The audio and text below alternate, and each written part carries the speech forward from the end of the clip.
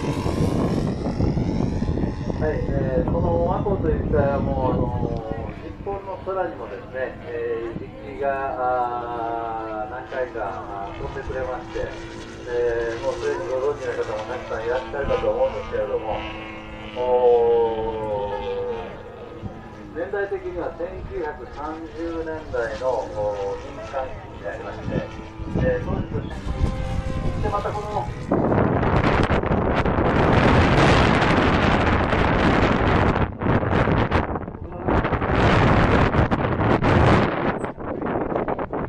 ありがとうございます。あんな高いとこでしょね。あんな高いとこで。本当に珍しい機会でね。ナイフエッジループ。今回そのナイフエッジのまんまで。ナイフエッジループ。ナイフエッジループ。今ナイフエッジループしましたからね。星なんて言うね。山崎さんの言葉を聞いてちょっと羽田もこれやって言われたらやってみないかと初めてやってみたらなと思うんですけどね。すごい風。これも気合い入れてそういう方でやりましたので、逆にさんと羽田君の感想を聞くのが今から僕は楽しみです。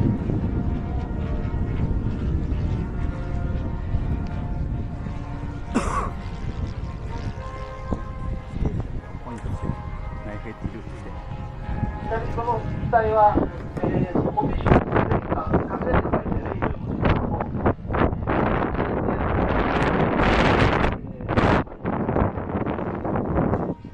高いわ。みんな量や。掘りすぎよ。最近。あ、これ入ってるやん。マニアックな機体ですね。入ってるやん。音楽入れよう。多分これ見てなんでこれって聞かれる人は大嫌いなんじゃないかと思いますけど。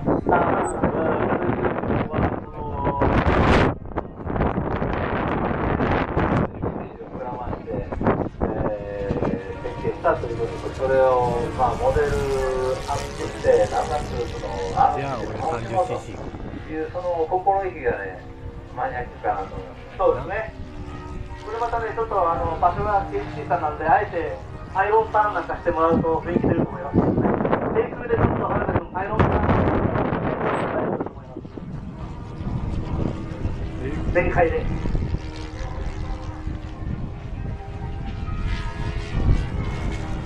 これやりだしたら大井さんがちょっとスティック貸してくれと。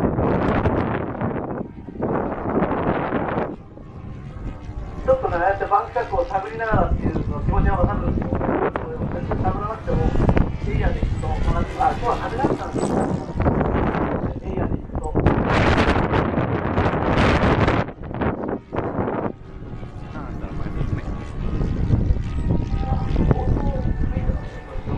っちはどう？相当吹いてるんで、あまり無理しないようには。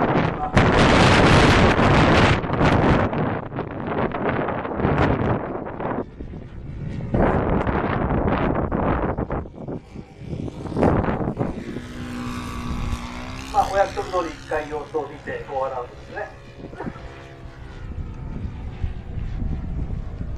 多分今のゴーアラウンドで羽田君の中ではこれいけるなって多分思ってると思います。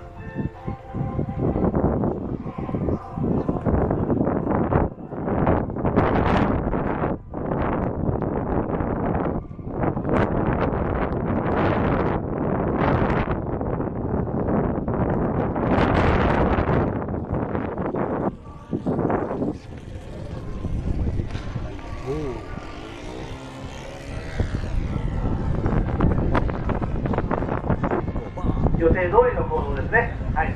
今足の様子をチェックしました。はい。確かにもう加藤君。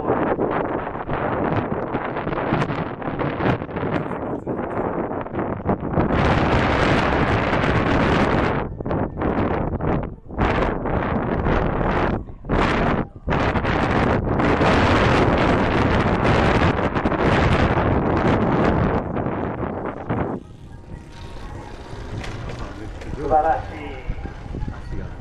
あの向こうにもうポロッと行ってくる。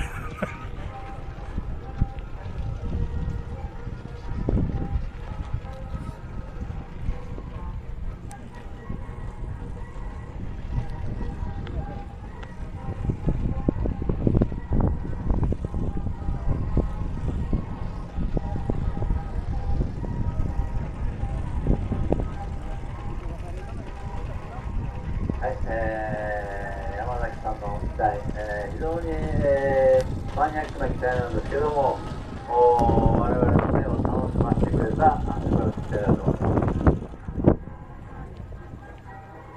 はい、じゃあちょっと感想を聞いていきましょう。エンジンとのバランスみたいなものはどうですか、向こうお客さんの。いや、パワー感が非常にあって、ナイフエッジが本当にすごく簡単です。ナイフエッジループも冗談抜きでできるような面白い飛行機です。音もなかなかいい感じですよね。